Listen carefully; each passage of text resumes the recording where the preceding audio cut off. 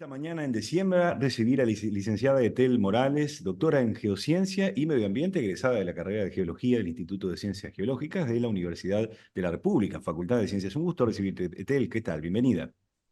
Bueno, buenos días, muchas gracias. Muchas gracias por la invitación. Es un placer para mí conversar contigo. Bueno, nos hemos dispuesto a conocer un poco más todas las carreras de la Facultad de Ciencias. Desde hace un tiempo a esta parte estamos, bueno, celebrando no solamente que muchos más alumnos se van sumando, sino también que se abren líneas de investigaciones, posibilidades.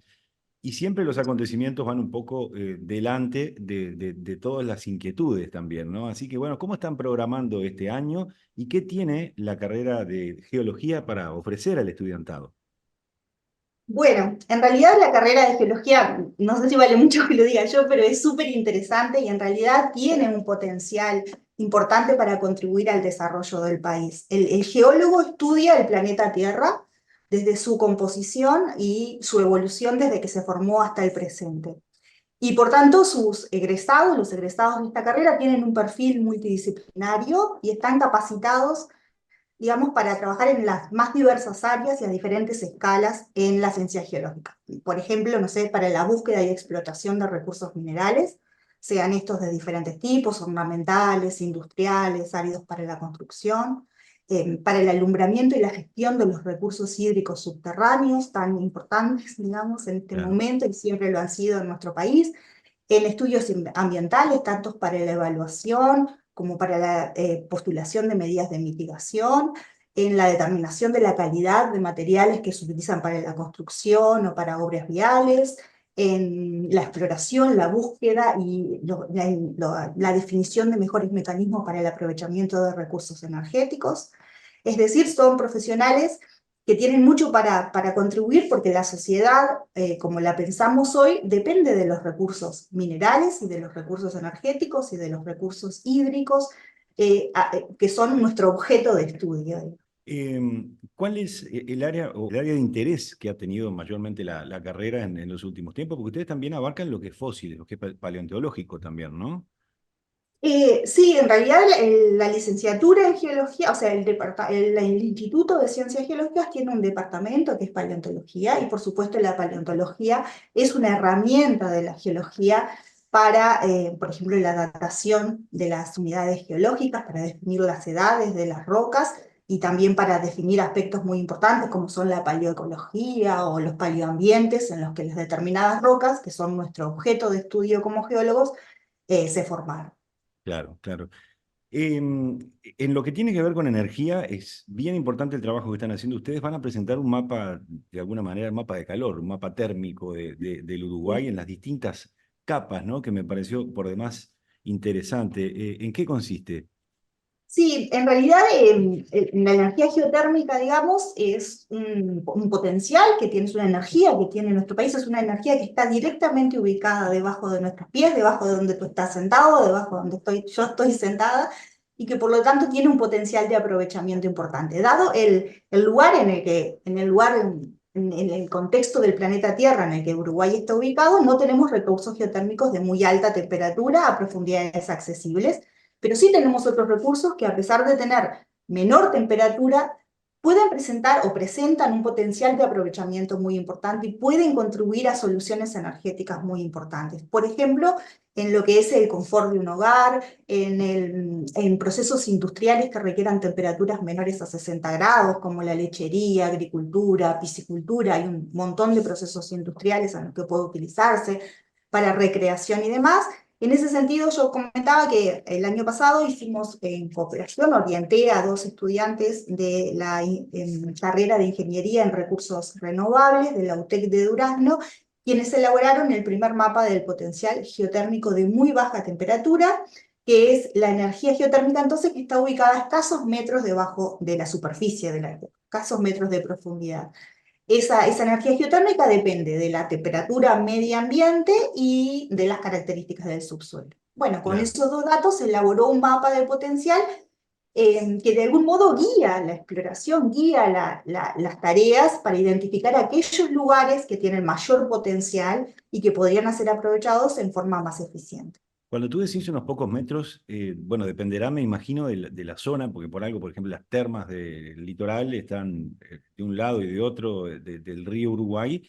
bien determinadas. No sé si está explorado un Pero poco más esa no es abajo. geotérmica de muy baja temperatura. Ah, eso ya ahí Esa es una cambia, claro. diferencia. Yo estoy Ajá. hablando de esta que es mucho más fácil de aprovechar porque es exactamente a poco bajo de temperatura. Allá, 10-15 metros debajo de la superficie terrestre, el suelo tiene la propiedad de mantener la misma temperatura durante verano y el invierno, durante todas las estaciones del año. Esa es la geotermia de muy baja temperatura. La geotermia que está en las termas es una geotermia profunda, no es una geotermia somera o superficial como la que yo te estoy hablando. Ah, ahí está, pero no está en el mapa Geotermia este. profunda, ese es otro tipo de geotermia y se debe a lo que se llama gradiente geotérmico del planeta Tierra, que es que la temperatura aumenta con la profundidad. Y la geotermia somera, entonces, decíamos que este mantiene la temperatura estable durante el año. Y es mucho menor temperatura, estamos hablando de 30 grados en el suelo. Claro, Y ahora, la otra profunda es otro tipo, digamos, es claro. profundo. Yo he visto algún sistema, si uno hace un pozo, ¿no? 15, 16 metros, pasa un caño de 110, de los de plástico o algo más resistente, y genera una circulación de aire de alguna manera en una casa con un ventiladorcito en un lado y otro, ¿no? Es decir, una corriente permanente de aire. ¿Podría mantener la casa a nivel constante tanto en invierno como en verano?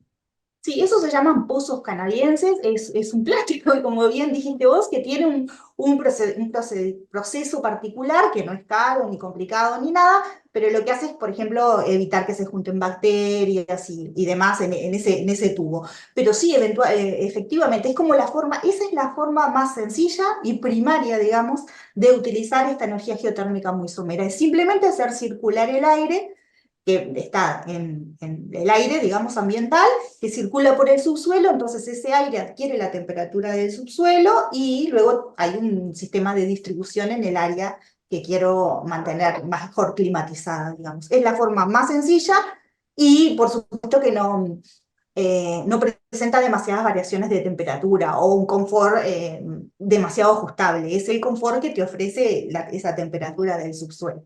Claro, o le podés agregar o un aire acondicionado para que termine de refrescar a la temperatura confort, ¿no? O también calentar, pero un poquito menos. Así que todo lo que utilicemos de Exacto, era energía eso que te decía eléctrica, del sistema de distribución. Se puede ajá, poner dentro del lugar que yo quiero calefaccionar un sistema de distribución que puede ser, bueno, un aire, puede ser una losa geotérmica, puede ser unos dispositivos que llaman UMA también, dependerá, digamos, de la necesidad.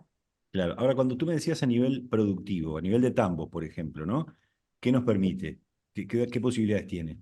Bueno, tiene la posibilidad de climatizar, digamos. Por ejemplo, se puede utilizar a nivel de tambo, por ejemplo, para mantener una temperatura estable en un recinto y, por ejemplo, que los vacunos, digamos, los vacas, tengan mejor productividad porque no tienen las fluctuaciones, se pueden impedir heladas, encharcamientos, por ejemplo, se puede impedir que el suelo se enfríe completamente, se puede mantener la leche a una temperatura en tanques a una temperatura estable que permita una mayor acumulación durante un periodo para después su distribución, haciendo más eficientes los procesos y reduciendo costos. Se puede climatizar, por ejemplo, se pueden mantener los invernáculos, y de hecho eso hubo una experiencia en Uruguay, no es un tambo, pero es con un invernáculo, en que cultivos que son estacionales, por ejemplo los tomates, se compararon invernáculos, uno en una situación sin acondicionamiento geotérmico y otro utilizando un acondicionamiento geotérmico, y bueno, los rendimientos o la productividad de esos tomates con el rendimiento, la climatización geotérmica fue mucho mayor, porque bueno, las variaciones de temperatura en el invernáculo se mantenían durante más tiempo estables, entonces la producción es mayor.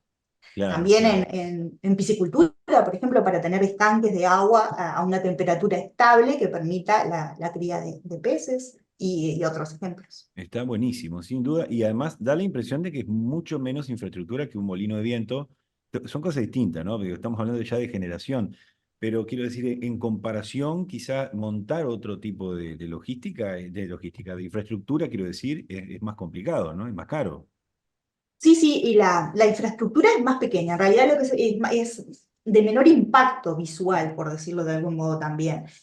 Porque en realidad lo que se necesita es un sistema de captación, que es una sonda o lo que sea, que como sistema de captación de calor que se introduce en el subsuelo, Luego se utiliza una bomba de calor geotérmica, que es como, tiene un tamaño parecido al de un lavarropas, digamos, y luego un sistema de distribución, que era lo que te decía en el área en la que quiero climatizar. Entonces, en Es, realidad son esos tres componentes que tienen un tamaño, como te digo, la bomba de calor es un tamaño de un lavarropas, una heladera como mucho, si es muy grande. es una bomba eléctrica en ese caso. Funciona con Es una electricidad. bomba eléctrica. Ah, es muy Ajá, bueno tu ajá. comentario. Sí, En el caso, ese es el único requerimiento que se tiene de una energía externa, digamos. Que todo el sistema puede ser 100% renovable, así como por ejemplo en Uruguay la energía eléctrica, la mayoría proviene de recursos renovables. Entonces todo el sistema es renovable. la bomba es lo que te ayuda entonces es a compensar lo que falte o sobre de temperatura. Claro, Bien, exacto. La bomba hace el trabajo el trabajo, en el sentido de trabajo físico, para compensar ese salto de temperatura entre lo que capto del subsuelo y lo que quiero como temperatura de claro, confort. claro. Si ya me voy a un programa más industrial y quiero esa agua que está más abajo, ¿no? Es decir, ese calor que está más abajo y le paso agua en lugar de aire, o le sigo pasando en este caso tubos para sacar aire con un nivel mayor de calor, ¿no? Aprovechando el otro sistema El energético, profundo. el profundo, exactamente. ¿Qué posibilidades, qué potencialidades hay ahí? Bueno, en realidad ahí con el profundo nosotros tenemos en Uruguay algunas posibilidades, digamos. Lo del litoral, que ya los conocen, nuestro corredor termal del litoral, en realidad ahí lo que se hace, como el agua está caliente, la posibilidad es ir en profundidad con un pozo, ir en la profundidad deseada, la profundidad en la que está el agua caliente y extraer esa agua caliente.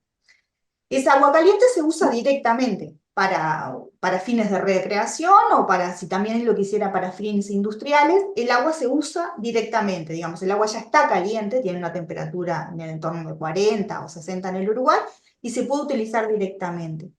Hay otras opciones que no están aún en Uruguay. Nosotros propusimos que hay un área, un determinado sector a través de unos estudios que hicimos cerca de la localidad de Salto también, en el que propusimos que a profundidad de la cuenca, una profundidad mayor a 3.000 metros, tendríamos potencialidad de tener lo que se llama energía geotérmica de media temperatura, que es una energía geotérmica, o sea, es un recurso geotérmico de 90 grados aproximadamente. Con esa temperatura de un agua que tenga 90 grados, es posible generar energía eléctrica. Con menores niveles de temperatura, no. O sea, el agua de las termas que hoy utilizamos, que se usa para recreación, esa no se puede utilizar. Pero en ese modelo que nosotros hicimos y que estamos convencidos de que es así, en esa localidad, a esa profundidad, podríamos tener agua que podrían permitir la generación de energía eléctrica. Eso ¿Lo se hace a hacen través de unos por sistemas vapor? binarios. ¿Lo hace por vapor, quiero decir, el agua? No, podría ser, por supuesto, existen a nivel de mundial ejemplos de por vapor, pero es a temperaturas mayores. En Uruguay, nosotros a esas profundidades no creemos llegar a esas temperaturas, por el contexto tectónico, por el contexto, por dónde estamos ubicados en el planeta. Nosotros estamos casi en el centro de lo que se llama una placa tectónica, entonces sin demasiadas anomalías de temperatura, entonces no esperamos encontrar, digamos, temperaturas muy elevadas a bajas profundidades o a profundidades que sean razonables para la perforación económicamente y demás. Claro, alguna vez viene, Pero hasta media temperatura sí, esa claro, es nuestra respuesta. alguna vez viene que Islandia tiene, por ejemplo, pequeños reactores que alimentan incluso una ciudad entera exclusivamente a base de vapor, ¿no? Pero con otras Sí, claro. temperaturas. Ellos están exactamente viste que yo te dije, nosotros estamos, si esta es una placa tectónica, estamos en el centro, ellos están en el límite de dos placas. Están donde dos placas se están separando, sale material del interior de la Tierra fundido, magma, hacia la superficie. Entonces están en un área donde hay un ascenso de calor muy importante. Entonces tienen temperaturas muy elevadas a muy escasas profundidades, lo que le permite realizar eso. Ellos Claro, tienen otro contexto tectónico, digamos, sí, salieron sí, sí, favorecidos con ese esquema. claro. Hace unos meses nada más nos despertábamos literalmente, porque incluso yo vivía enfrente a donde ocurrió el terremoto en Atlántida, en la zona de Marindia en realidad, un poquito más allá, y nos sorprendimos, ¿no? Por la magnitud de lo que fue, y bueno, lo sumamos a otro tipo de eventos, incluso ahí historiamos un poco lo que eran tanto los movimientos telúricos en Uruguay como los tsunamis, incluso que hubo alguno importante en Montevideo a principios del siglo XX, ¿no? Después de todo eso se puso un poco más en boga y empezamos casi todos a hablar de geología y a hacer algunas críticas y a entender la necesidad de tener más sismógrafos, de estudiar de otra manera, ¿no? ¿Cómo se prevé eso en la carrera? Bien, en realidad, bueno, en nuestro instituto existe un área, un observatorio geofísico que está liderado por la doctora Leda Sánchez, quien está, digamos, llevando a cabo ese tema. Nosotros, históricamente en Uruguay, por eso mismo que te decía, de que nosotros estamos en el centro de una placa, eh, no tenemos eventos de terremotos o eventos volcánicos importantes, digamos, por esa situación. Eso no quiere decir que no existan, y el ejemplo más claro es eso.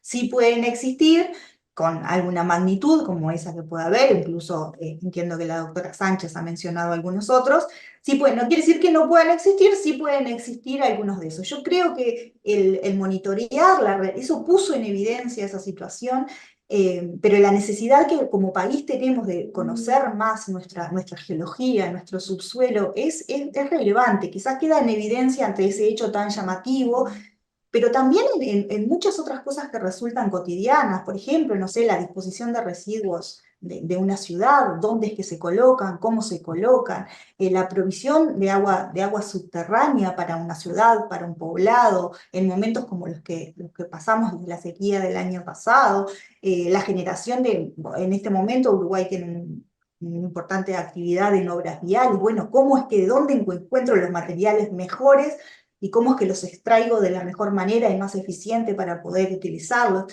Es decir, los geólogos son muy pocos conocidos en Uruguay, somos muy pocos, es un país con muy poca tradición minera y tradición en geología, y eso hace bueno, que necesitemos mostrar y que realmente la necesidad que tiene el país de conocer su subsuelo para tener una mejor soberanía, ¿no? Y para tener un mayor desarrollo, es relevante. A veces queda en evidencia ante esos hechos, pero como te digo, hay otros hechos cotidianos en los que se evidencia la necesidad de un trabajo sistemático, ¿no? Y de conocer fehacientemente nuestro subsuelo, que es Claro, en claro. definitiva nuestras bases, lo que nos sustentan, ¿no? La- Nosotros somos un país agrícola ganadero muy conocido, pero eso se desarrolla sobre un sustrato. Sí, Bueno, sí, ese sí, sustrato tiene mucho mayor potencial. claro. El tema ríos nos ha quedado, no pendiente porque lo podemos abordar, pero bueno, se le vio el fondo a algunos de los ríos, ¿no? En los últimos tiempos. No se ha parado de escarbar la tierra, de agrandar los tajamares a la espera de esa agua y siempre decimos que a nivel, digamos, subterráneo sigue el déficit hídrico, más allá de que arriba se puede haber, digamos, solucionado, por lo menos en parte, ¿no? Recién el departamento de Canelones empezó a hacer un trabajo sobre las aguas, digamos, subterráneas y la OCE algunas perforaciones puntuales, pero no había trabajo previo. Eso es lo curioso, ¿no? De que el país es tan nuevo en ese sentido también. ¿Cuánto hay para avanzar en materia de recursos hídricos, de aprovechamiento de un sistema de riego, de represamientos? Bueno, mira, como siempre, en realidad me gusta decir y aclarar, te voy a responder a tu pregunta, pero mencionar que todos tenemos especialidades, ¿no? Mi especialidad no es en absoluto aguas subterráneas, es la doctora Paula Collazo, que es quien dirige el área de investigación, así como Sánchez Betucci dirige la parte de sismología. Pero bueno, de todas maneras sí mencionar eso. Por supuesto que tú decís, las aguas subterráneas, digamos, siguen el ciclo hidrogeológico, o sea que lo que está en superficie se refleja de algún modo en el subsuelo. En realidad hay algunos estudios que ha llevado a cabo Dinamige, el área de hidrogeología de Dinamige, y también, bueno, la cátedra de acá, la cátedra del área de la facultad, y también hay algunas cosas que hace la facultad de ingeniería. Es decir, yo no creo, así como tú, de que no habían estudios, digamos, de la zona de Canelones. Sí, por supuesto, siempre hay más para avanzar, pero en Canelones está el acuífero Raigón, que es un acuífero que es muy relevante, muy importante y que se ha venido estudiando desde hace varias décadas. Por supuesto que siempre hay para estudiar y para trabajar más, y que las situaciones de emergencia que de algún modo vivimos, ponen, como te mencionaba, en evidencia la necesidad de trabajar y de avanzar más. Creo que hay mucho por hacer. Uruguay tiene, en cuanto, de nuevo hablo, no soy especialista, pero Uruguay tiene mucho potencial en cuanto a los recursos hídricos subterráneos, así como a los superficiales, ¿no? Entonces, me parece que nuestro desafío, y eso también es válido para los otros recursos, está en estudiarlos efectivamente y en hacer el uso mejor, el uso más eficiente y más sustentable que podemos hacer, siendo responsables, muy responsables en ese sentido. En ese sentido, los geólogos tenemos mucho para aportar. El egresado de la licenciatura en geología, digamos, tiene esa formación, esa expertise, y además conjugado con valores éticos y demás para trabajar en eso, en la sustentabilidad. No podemos, me parece, pensar en el desarrollo de nuestro país sin pensar en sustentabilidad. Y cuando hablamos de eso, hablamos de todo, bueno, de todos los usos de nuestros recursos, sean minerales, energéticos o hídricos, ¿no? Claro, vos mencionabas la cantidad de obra pública que se está haciendo, bueno, pública o privada, quiero decir, a veces de grandes emprendimientos, y hay una parte en donde ustedes intervienen en lo que tiene que ver con la estabilidad del suelo, ¿no? En la proyección de obra, ¿no? Sí, y además, bueno, en la identificación, digamos, y en el contralor de la calidad de los materiales que hacen a esa construcción, a la base de la obra vial y de la construcción. En la identificación, digamos, del lugar, porque, bueno, todo eso tiene efectos en los costos, por supuesto. Si yo puedo, dónde puedo obtener el mejor material, que esté más cerca, digamos, o de la forma mejor transportable hacia el lugar en donde lo tengo que proveer y luego que tenga las características que le permitan sustentar de forma, por el tiempo que se estime esa obra, en una calidad que sea la ajustada para eso. Bueno, eso es un trabajo que hace el geólogo, es un área que se llama geotécnica y es un trabajo que hace el geólogo para asegurar, digamos, el éxito de esas obras y su perduración en el tiempo.